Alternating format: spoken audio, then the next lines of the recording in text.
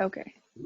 Hello, hello. Morning or afternoon, whatever time you are watching this video. I am Linda Crowder from the Russell's Specialty Bookshop, and I am in the bookstore. And you can see I have my mask on just in case customers come in while we're talking. I have Angie Rooker with me today, who is going to talk to us about her books and her approach. And why don't you introduce yourself and tell us just a little bit about yourself? Sure. So I am based out of the Wichita, Kansas area, and I'm actually going to see if I can do something real quick. Sometimes alerts and things will pop up on the computer and it'll create a distraction. So, in terms of, a little bit about me, that's always kind of like, where do you jump in and share? So, since we're on the topic of books, we can kind of start there. I am a writer. I initially started my writing journey with poetry in about high school, middle school-ish age. And that was kind of where I found my initial creative voice was through writing and through journaling, and didn't really like feed into it or believe that it was going to be anything of substance. Really, it was kind of more private. It was something that I was doing more for myself than sharing with people at the time. But that kind of changed about a year and a half ago when I self-published the first edition of the book that we're going to be talking about today, Enchanted Sacred Garden Dragon, which is the first book in a 6-part series. Outside of that, I'm a mom and a wife, and I love gardening. We have a couple of dogs and love outdoors. Play with my daughter in the garden all the time. She's got a little fairy garden, so we kind of play with imagination out there and do play with some paints and stuff. That's actually kind of an interesting fun fact regarding the first edition of the book. For the cover, my daughter, she was I think 3 or 4 at the time, she helped me with the watercolor painting for the background for that design. So that's a little bit about me. Now I have the book. Let me do a share screen. Well, I had the book up on a share screen. I am not seeing it there. Oh, there it is. Yes, I moved to, this is your website, I understand? This is A Dreamer? Yes. Yeah, there's my picture right there, full. If you go to, I think one of the options is books, right, on the menu. Mm-hmm. And we wait for the middle of Kansas to kick in. There we are. There it is.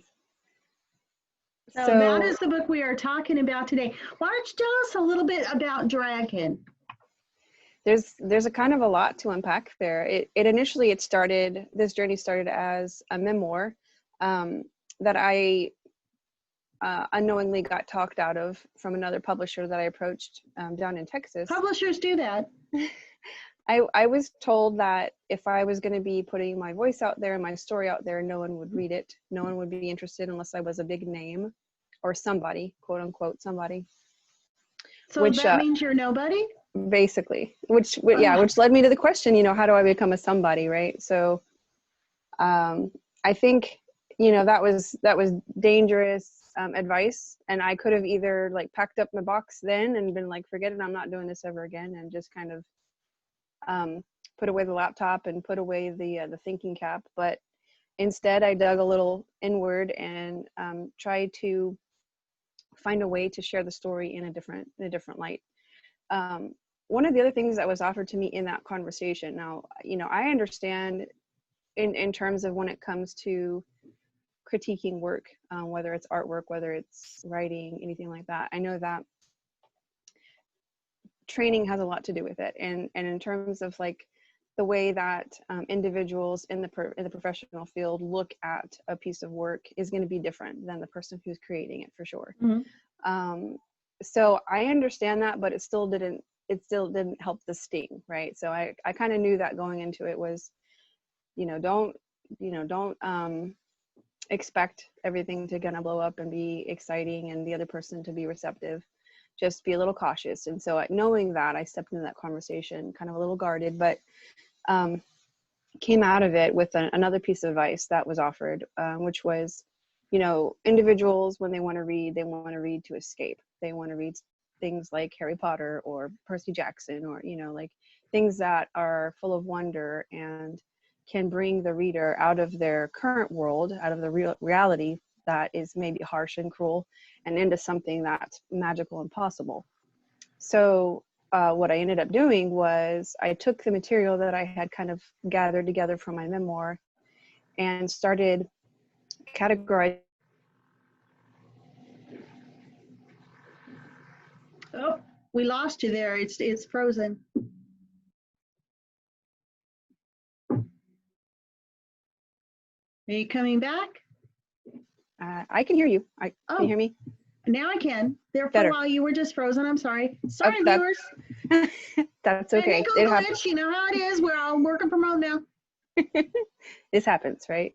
This happens. We roll with it. Exactly. That's right. So what was the last thing you heard me say?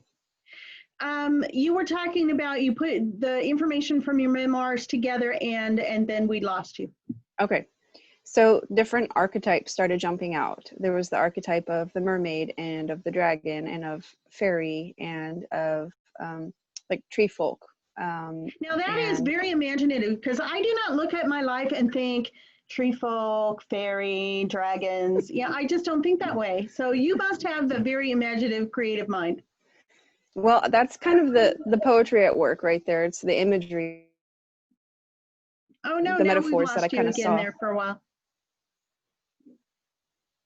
We must be having a bandwidth issue or something. But It's you possible. said that's the poetry. So that is the poetry of the work is, let's see, I want to try something real quick. Are you able to share your screen? Yes. What did you want me to share? Oh, I thought perhaps you were looking for something you wanted to share with us. No, I was trying to check my internet connection was actually what I was doing. Oh, to see if it, well, you know, we here in Kansas, you know, she's in Wichita, I'm in middle of nowhere, Kansas, and I actually have better bandwidth here than I did when I lived in Wyoming, but I'm not sure that's saying very much. But those of you who have incredible fast internet, you just have to hang with us here. Yes. Okay. So yeah, the poetry in motion regarding how I view my life was I started to see the metaphors of these characters kind of linked into my experiences.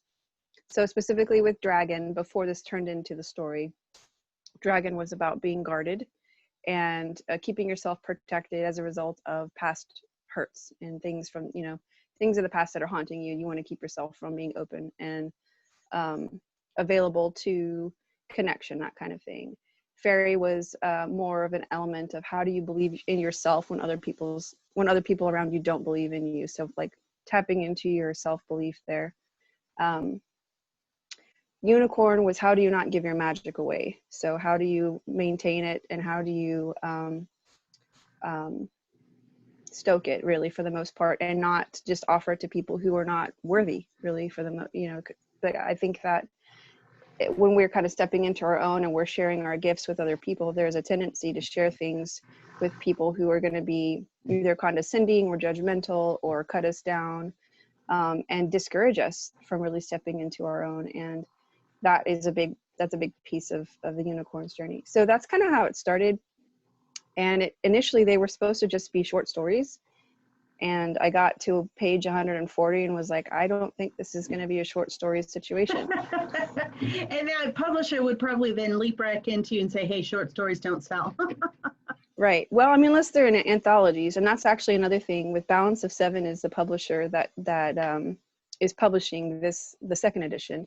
They actually do a series of anthologies as well. And what's funny, you're mentioning, we're kind of talking about that, is I'm creating this little bit of a bridge short story that's going to be submitted for an anthology in I believe it's supposed to be released this fall, but it's called Dragons Within, and it's basically leaning into like how basic kind of what I was just talking about was how do you tap into your inner power that sometimes maybe outsiders either fear or envy or want to keep contained, you know, to an extent. And so there's some pieces and a character that's going to jump in that short story that's going to be important in the third book of the series.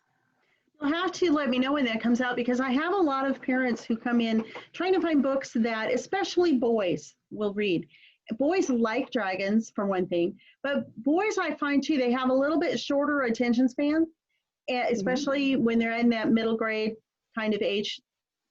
I mean, Harry Potter notwithstanding, it's nice for them to have like little stories that they can grasp on, but then move forward and then come back to it. And so I'm not terribly sure the word anthology might be what you would call them, because anthology sounds like a literary fiction kind of thing. But that might be really appropriate for somebody who's really looking for stuff that their boys would read. I think that's definitely important too, in terms of, and that in the early stages of writing this whole thing, I was asked the question many times, you know, who's the audience? Who is this aimed at? And it's definitely, you know, appropriate for middle grade youth, of all ages, you know, of, you know, any kind of background. There's not anything in there that's going to make a parent say, oh my gosh, I can't give that to my kid. Right. And the reason why I wrote it in a way so that it would be approachable on purpose, having a background of working with youth as well. For about 13 years, I worked as a youth advocate in different nonprofit sectors, or nonprofit agencies.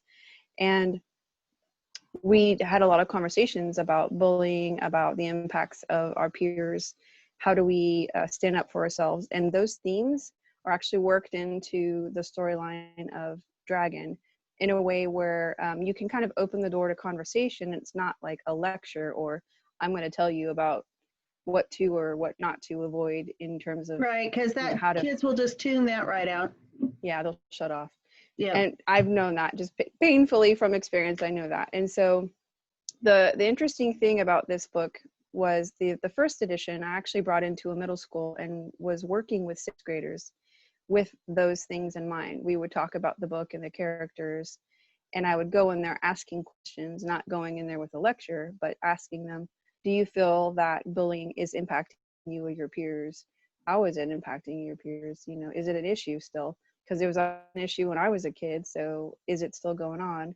Oh yeah. And I mean, I know the answers to those questions, but it's really giving them the mic to kind of share where they're at and giving them the opportunity to speak up, which I don't know if, you know, a lot of them actually have access to that avenue to do so. So that's kind of the heart of all of this, is to one day at some point go into more schools and have more conversations with more youth about all these things. So speaking of that, before we go on to other things, all of the Kansas schools, you know, the school buildings are shut down for the rest of the school year. And so teachers are doing things by Zoom or whatever other software they've got going.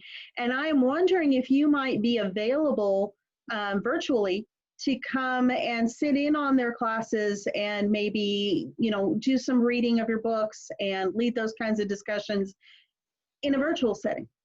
I would absolutely love to do that. You know, that was kind of one of my visions with bringing the book into schools, is to talking with librarian and English teachers specifically about working as a guest speaker or creating like reading groups, so that we could talk about the content, or, you know, the youth could ask me questions if they either want to be writers or they're creative in some way, and they can kind of pick my brain as how do you do that as an actual adult. I did that once. I went into a middle school, and the whole class was about, they were all going to write a novel. And so I went in and I talked about how to write, how to publish, what my experience as a writer was. And I think I got more out of it than they did, but it was wonderful to watch kids who are right now where I was when I was in middle school. So it's nice to see. So if any of our teachers are out there watching that website that we put up before, let me share the screen again so you can see it again. That website again, and this is, you can't really see the top of it here, adreamercreations.com. And I'm assuming that hidden under here is a contact button. Yes, right next to books. Right next to books. So just come to adreamercreations.com. hit the contact button, and you Yeah, can if you scroll submit down. that a request for her to come and speak, hopefully someday to your actual classroom, but for now to your virtual classroom. So that is my commercial for teachers. So moving on, so you said that you were a mom, and Yes, and ma'am. I'm sure you're probably working outside of the home too. And I just think, oh my gosh, how do you write a book and take care of your kids and take care of your job? And I mean, how do you do that? And take care of me. Like that's And take also a care of huge you. Well, piece. you know, It's a huge that's always piece. the last thing we think of, isn't it? I've learned it can't be. It cannot be the last thing because I won't be able to serve anywhere if I'm not being taken care of. So actually the writing, and I do artwork as well. The original first edition, I did the illustrations for that book, and those are some things that I kind of take me time for, and I have set aside um, intentional time each day in order to come to the page and work either in art or writing, so that I'm fed again, so that I can keep giving.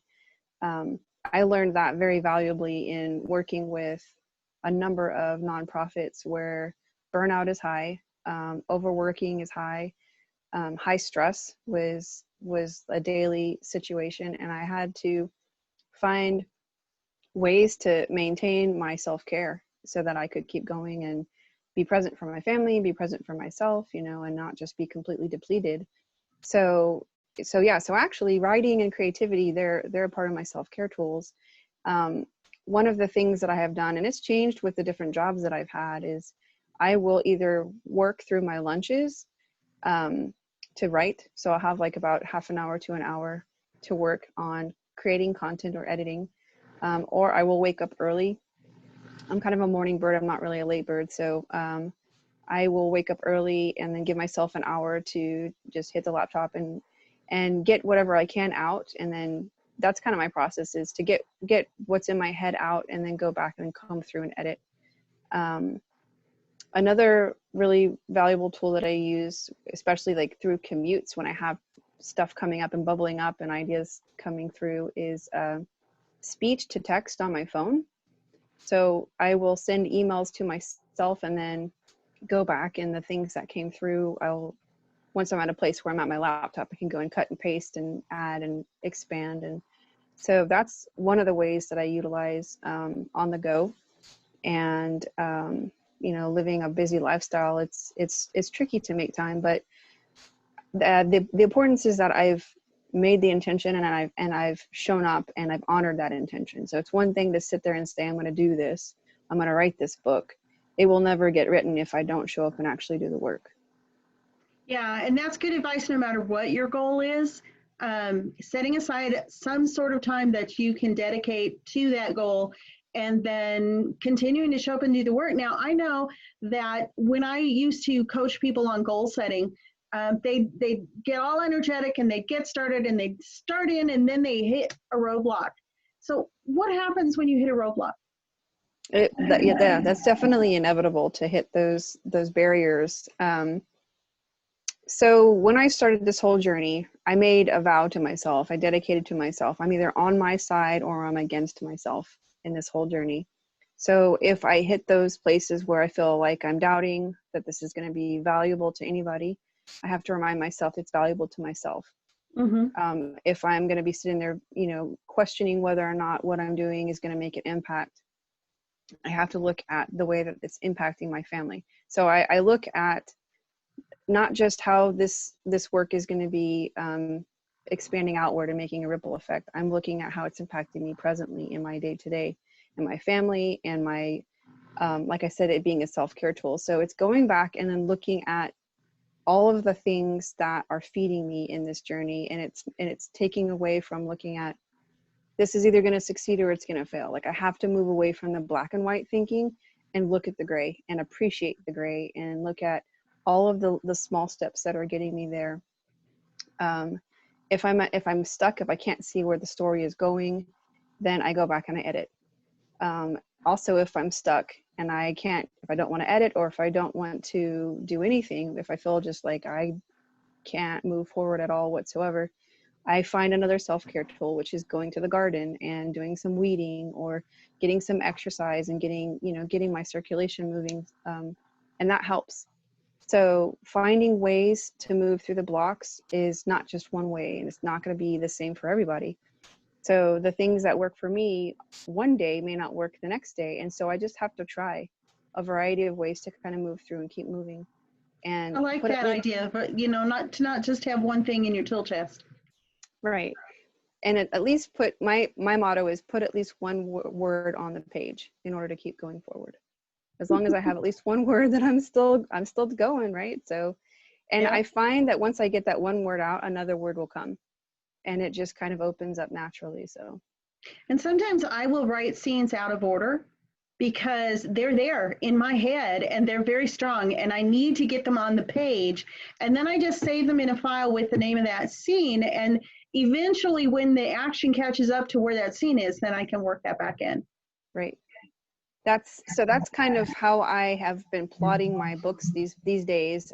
Is like I have an idea of kind of a rough estimate of how many chapters I'm looking at, or how many pages I'm looking at, or how many the word count, and then I divide the book into the chapters in Word document. Like you said, in those scenes that come up, I have a general idea of what's going to happen throughout the book, and I plot it into the chapter it's supposed to go into, and then from there I can expand. There's another tool called Trello. It's an online tool that helps me to plot out chapter ideas, content. And so I have the entire series like that, where I have chapter 1, this is supposed to happen. These characters will be featured. And so it helps me to look at my general idea of how I see the story unfolding, and then get more specific when I get to the page. Now, and you're writing something that's even more complex, which is a 6-book series. Are they all standing independently or do they knit together at all? The characters do. The characters overlap. So like Dragon is the primary, she's a protagonist for the first book, but she's going to be playing a secondary character throughout the rest of the series. And the same thing is like these characters will kind of show up in and out of the story, and they'll kind of take the forefront, and then they'll step back and the one will step forward. But their stories and their journeys are interconnected throughout the entire story arc. Which means a lot of planning on Yes. your part and a lot of tracking. What did I have them do? What did I have them look like? What clothes were they wearing? So that you get consistency, because inconsistency, people will binge read your whole series and it might have taken you 10 years to write that series, but it'll take them 10 days. And then Right. they'll pick up on the inconsistencies. So we try really, really hard to keep really good notes so we don't do that. I have a fantastic editor who does that. Like our developmental edits are, we comb through, for this one, we comb through, I think 4 times, and we're trying to find the inconsistencies and the overlaps that need to be tweaked or removed or added, or seasons has been something that has hooked. Like I've lost track of seasons. So like what the characters should be wearing and how they're going to be interacting with their environment. If I'm not keeping track of where it is plotted in the story, then I'm like, well, they're supposed to be in winter, so I need to change the entire scenery for this. So Oh, yeah, yeah. that's been a thing. Yeah. Now, I think you mentioned developmental edit, and I think that a lot of our, at least in my experience, a lot of readers like to know the kind of behind the scenes, what goes into it. And some people think you just sit down at a computer, you write a book, and boom, it's on the shelf at the bookstore. So give us a little behind the scenes about the process that goes into that. Sure. So there's definitely the process of going to the page and getting the story. There's the outlining of the story. There's the researching, the background, so the world building. So in this world, we have a number of magical creatures interacting with each other. But within that world, there are different colonies. So I have to world build for each of those colonies in terms of their government, how their economics is run. I have a background in anthropology, so that helps. That's me very a bit helpful. Yes. So it's fun to kind of apply that unknowingly in a way that I did not expect. But it's been fun kind of getting an idea of which characters belong in which biomes or environments physically, and then how that impacts their interactions with each other and their seasons and all of that. So that's been a lot of fun.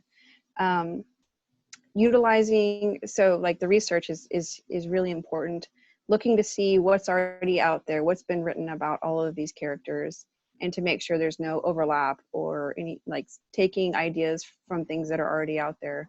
Mm-hmm. And so that's a big piece of the, and sometimes I go down rabbit holes when I'm researching, Oh because yes, I'll absolutely.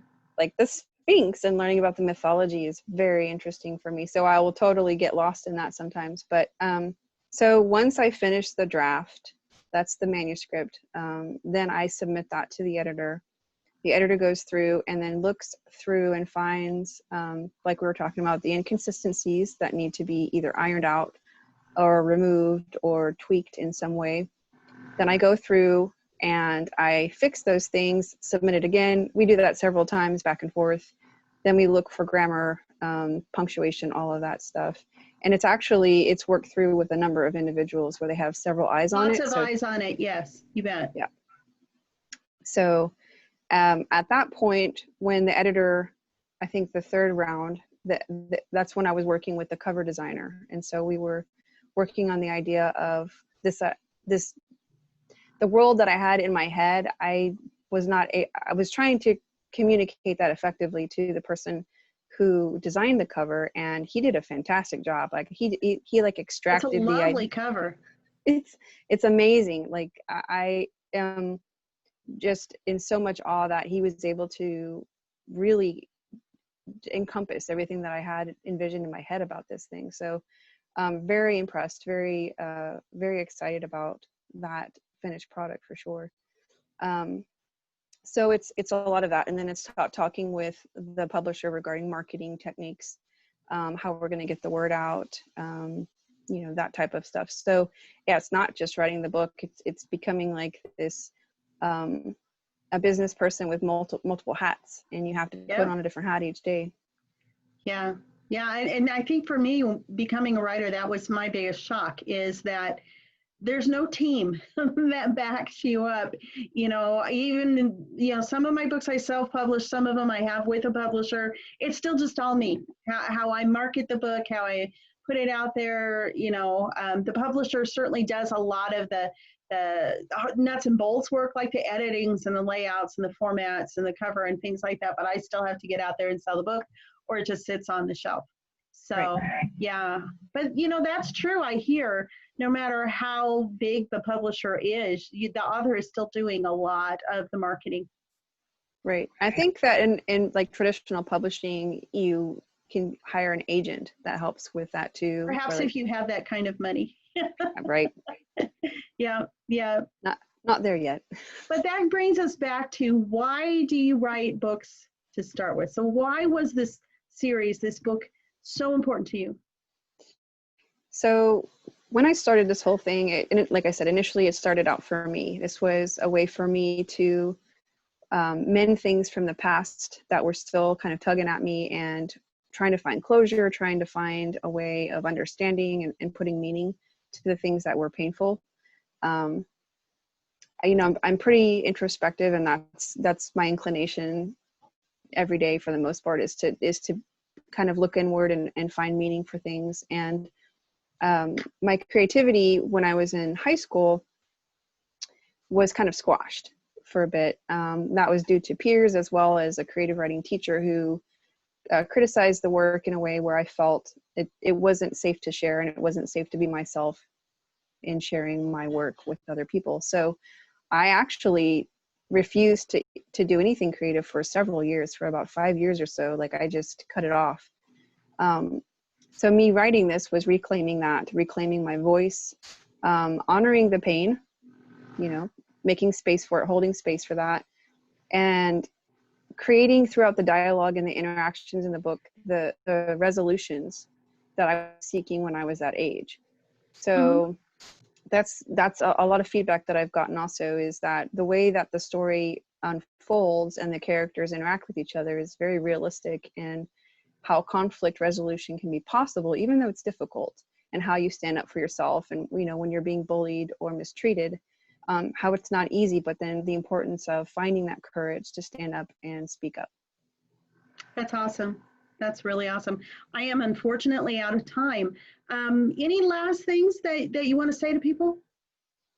So, my definite words of advice for anybody who is looking to share their story or their vision or their creative voice is to keep doing it. It's absolutely necessary, especially during these times when we're isolated and we're needing more light in the world. Is be a beacon right now, when and where you can. I love that. Be a beacon. All right. Thank you for coming and for watching the video. Thank you so much, Angie, for being here. I really appreciate it. My ideal plan is to have this recording posted on the Facebook page for the store. And then I will post the website for them too, so that if they forgot to write it down, it's clickable and they can do it that way. So thank you, everybody, and we'll see you in another couple weeks. Take care.